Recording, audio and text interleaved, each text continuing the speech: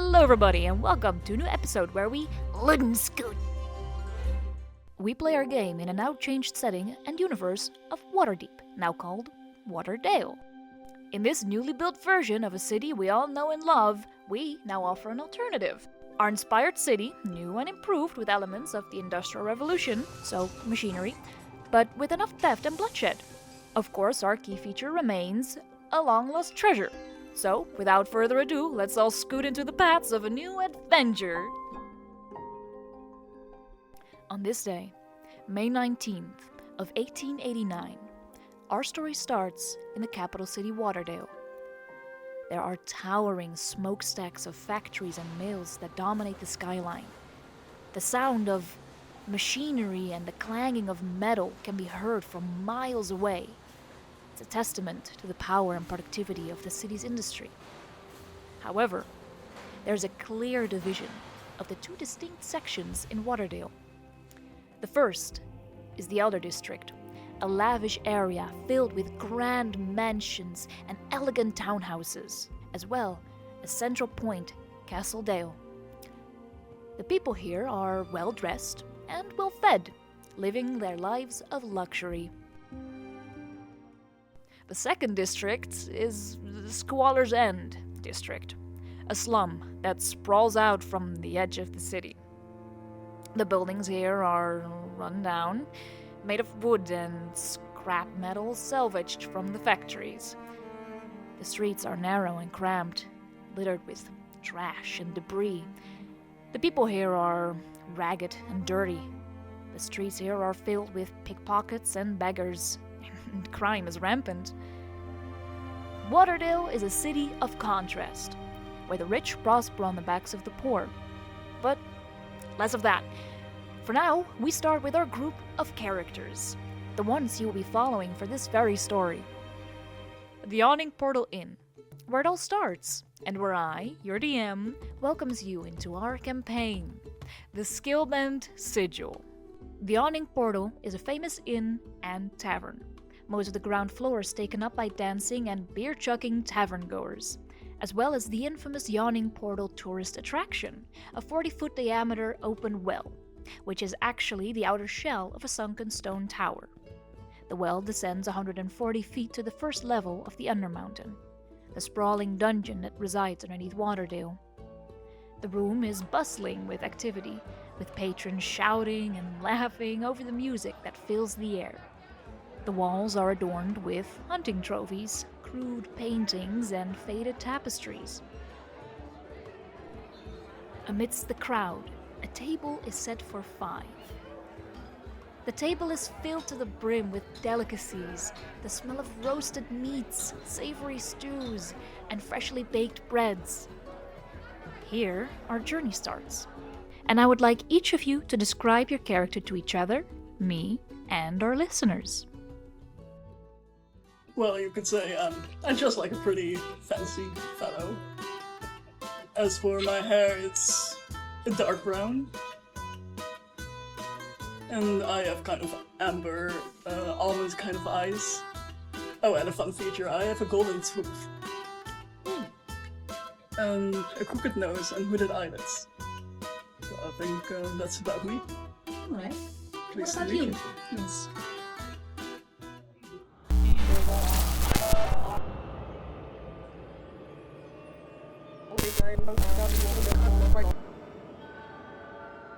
What about you, good fellow? You see Moose, and he's very wee, actually.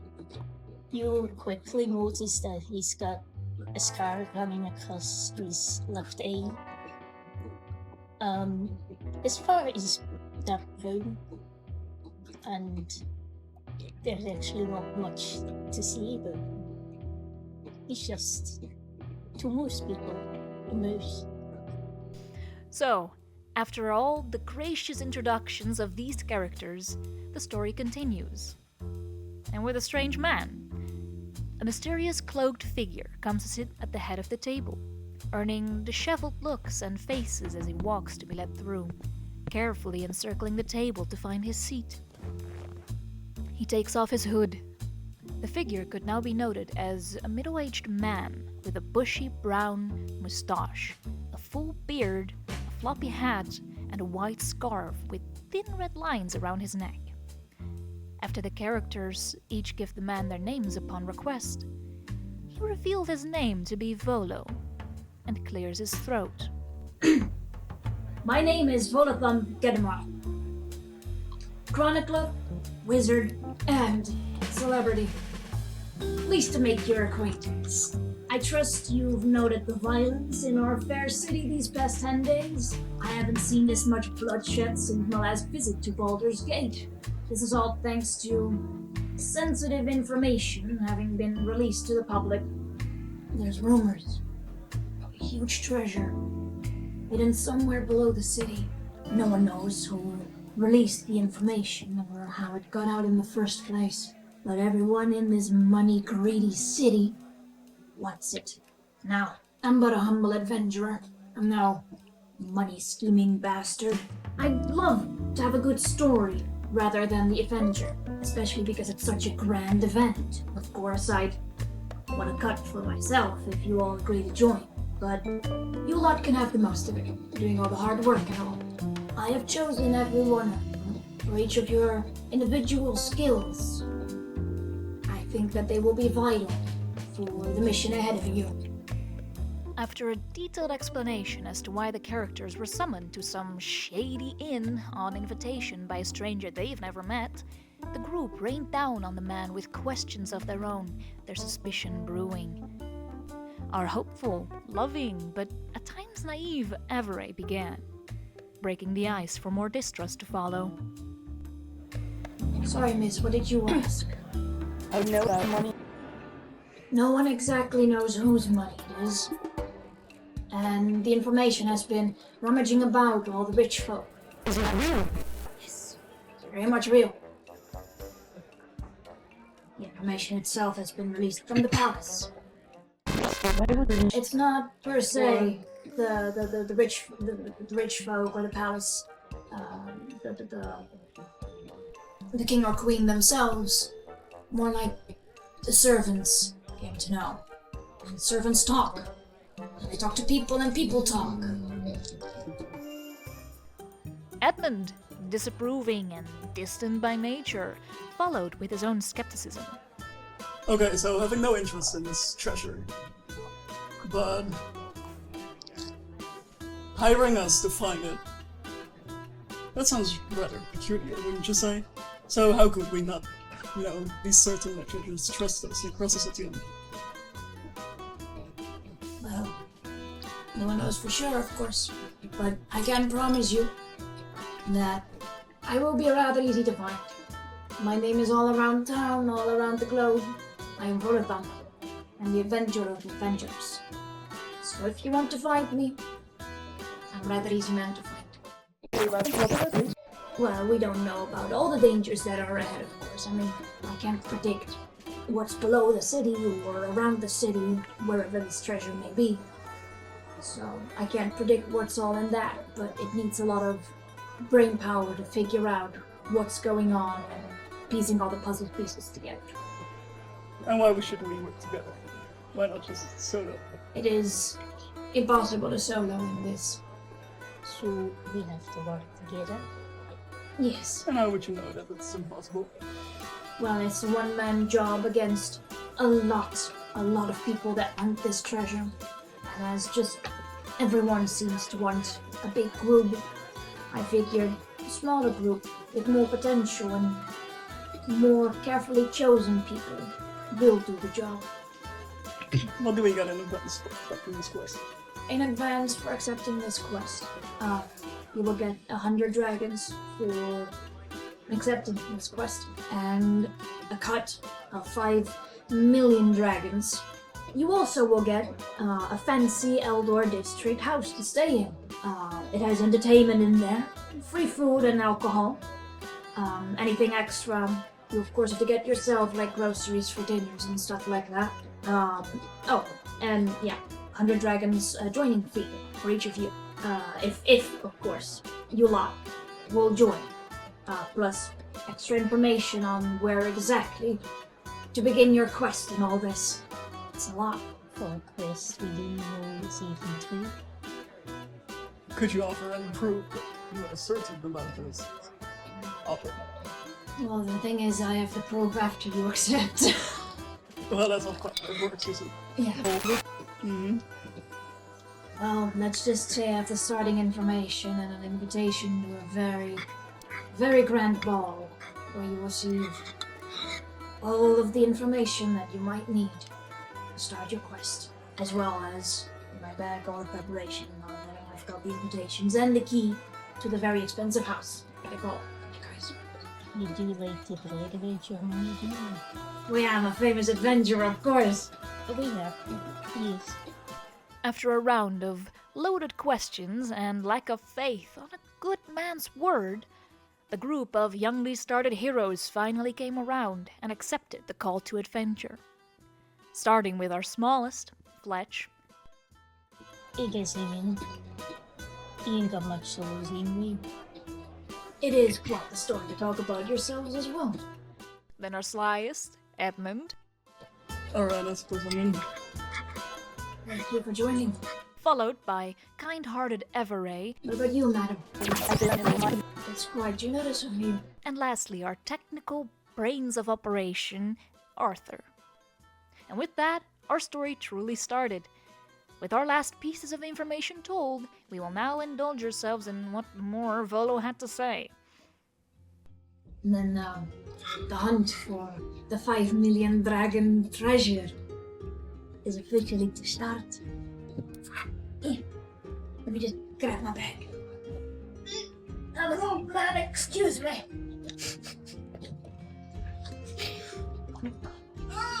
Right. I have here the invitation to one of the grandest balls of this year. Yes, we were true. Let me explain. Hold on a minute, you. It is the most grand ball of this year. These invitations were very expensive to get. It's one for you. And the key to the house, along with a little pouch of 100 dragons in it. Of course, now that each and every one of you have accepted, I will give a bit more of a clear explanation. Guys. Again, I hold back some information in case you guys didn't feel like joining. So now I can give you all the information. Alright. Guess. I knew you would turn around. Alright then. Let me explain. Underneath the city is a treasure hidden worth 5 million dragons. One of my sources has told me that there will be a giant masked ball. Hence I got each of you the invitations. It will be hosted in the outdoor district. Lots and lots of informants and rich people are going to gather information and gossips from guests. I'd say you really should start your adventure there. It will be in a couple of days, so take your rest at the house if you need it. It is a very closed-off party. High security and on invitation only, so I managed to get my hands on some for each of you. And that's also where, the fee comes in handy. You can use it and go out to buy yourself outfits and masks for something fancy to wear, It wasn't much, but information is information. Who are we to judge? We progressed to the time where Volo left us for urgent business, secluding the meeting with a hurried ending.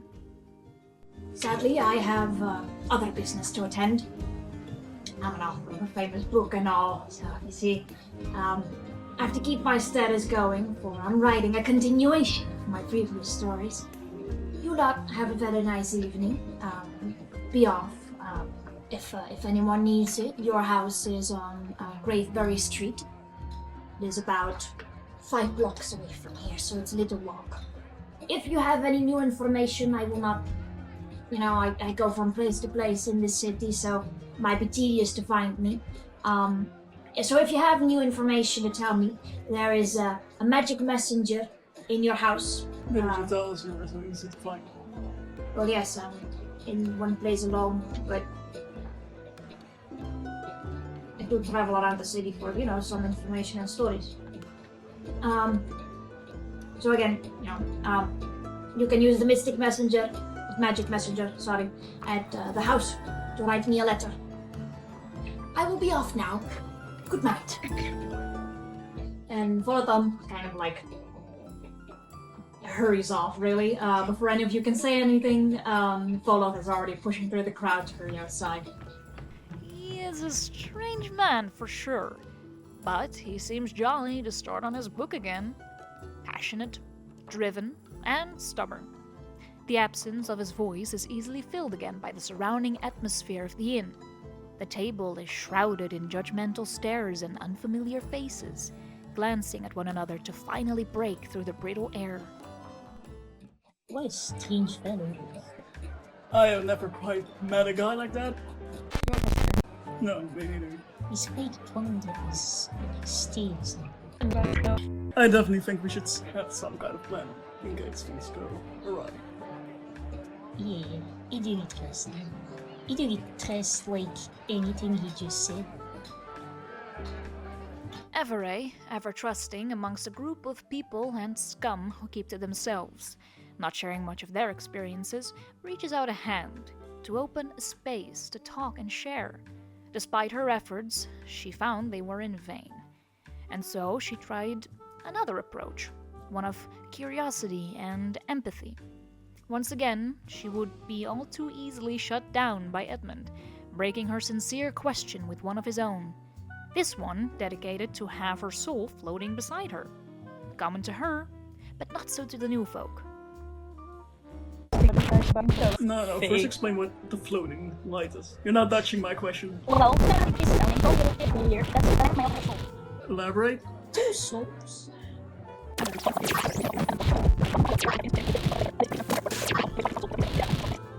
Okay, so you're like half person, half alien? Interesting. Oh, so it's like telepathy. After another discussion, redirected to Averai, an attempt from the others to keep from talking about themselves, the poor woman tried a new attempt to show her hospitality and interest in her new team members.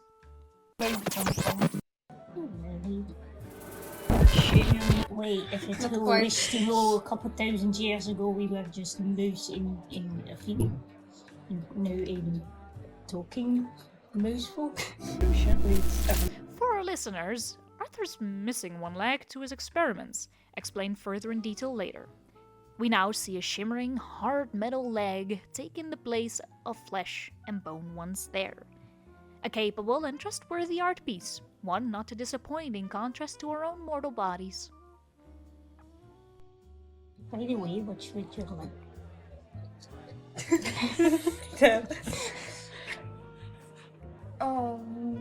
Enjoy. It's like Call out, okay. just seeing. I've never seen it before. I'm sorry. Come again. Why?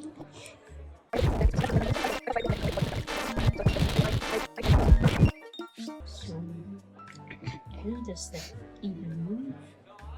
Is that like It's kind of rude to Just asking. The sickness isn't contagious or anything, right?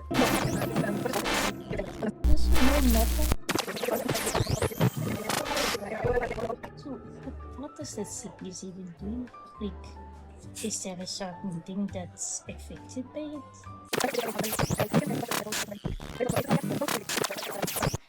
Getting around to our story and mission-based questions, Edmund resumed to ask Averai why she was specifically selected for this quest. Why her? What made her special? Now, she was as truthful as can be, as expected from a woman such as herself. She admitted that she was chosen for her magical and healing abilities. Afterwards, she shot the question right back to the group. The answers were something else. I have a gun. Depends on the hands of the wielder. I wouldn't say that, but I would say I'm a pretty good shot. And what about you guys?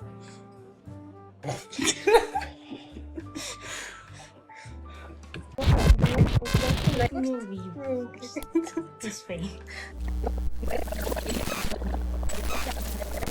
We are all being very honest here. I do not know you guys very well, so I'm not gonna go into any detail. Suspicious. I have quite some knowledge on certain topics because of my work. Such as... Assassination. No asking questions. If we are gonna do this entire assignment anyway, you'll probably figure it out soon enough. So. Yeah, fine. So you wouldn't have any, you know, quests about any of us, right? Just asking. You're an assassin. No. You look rich probably, but not the minus. Just No, it's very specific what I do, so none of you will reach that. I do not just take on assignments on anything. Some people do, but I do not do that. I'm very specific with the people I do. What kind of specific? There has to be a very valid reason. It's an assassin. I would like to know if any of us If I get is it a target. straight, None of you are. good Good grounds. reasons for that people to be killed. Hey. So, Give me an example. Yeah, what do you Stuff define like- as bad people? corrupt government, murderers, rapists, people like that. It would be killing you just because you have money. Don't worry, Nice. unless you do like some very corrupt stuff with it. After all, the characters had eaten themselves stuffed from delicacies that were once laid before them, they decided it's best to be on their way. The streets of Elder District seem fine after dusk. However, at late night hours, they are not pleasant ones to be at. Nowhere is. Being safe inside a warm home would surely make you feel more at ease. The group heads outside. The tavern doors bounce and creak shut before remaining stationary once more. At the left, there is a pinboard with quests and wanted posters, and on your right, there is a horse stable to safely park your horses. Next to that are parking lots for modern 19th century cars. However, these also seem to be parked neatly alongside the streets wherever you look. The warm glow of lanterns and torches illuminates the way. What is it that you would like to do? I would like to look for no reason at all at the wanted posters. Alright then. Roll for perception. After desperate attempts to snatch his own wanted poster, Edmund struggled to keep it from view and never to see the light of day again. You did roll 20, so you kind of notice all 5 of them. You will notice all 5 wanted posters on the wall. This does not inflict on the rest of you, this is just for Edmund, so this is Edmund knowledge, but you can listen in, of course. One wanted poster of...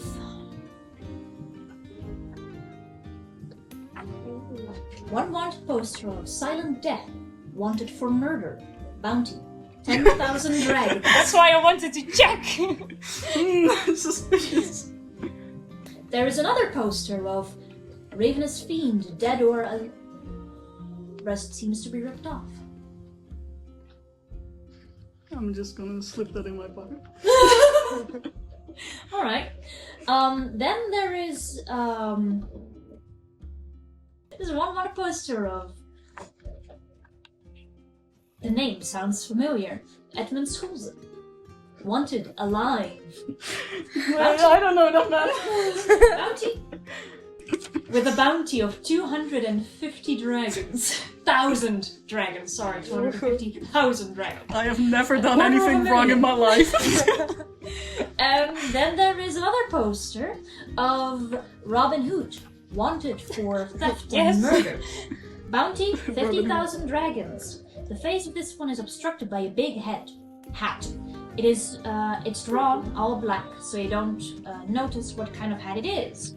All that's noticeable is a white smirk on the figure's face. Once the wanted posters were looked at and hidden by the right people, the group continues on their merry way, finding their home and refuge. It is a small walk from the inn, but nothing absurd. The nightlight kept them company, as well as a few drunken songs performed by tavern folk, enjoying their well-earned nights off. You guys choose to head to the house, so that is actually where so. we're going to leave this session. What?